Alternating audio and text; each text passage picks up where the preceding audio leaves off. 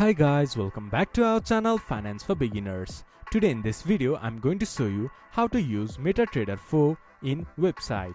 To do so, follow some simple steps with me. First of all, open your browser and go to your default search engine. Then search MetaTrader 4 web.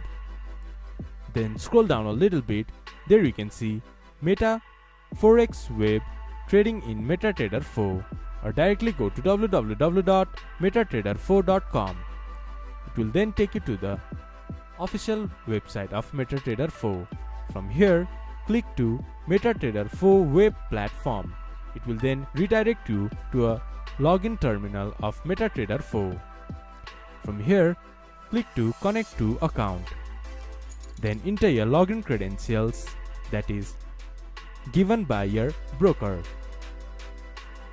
Once you have entered your login credentials, click to connect to account. Then your account will be connected to MetaTrader 4.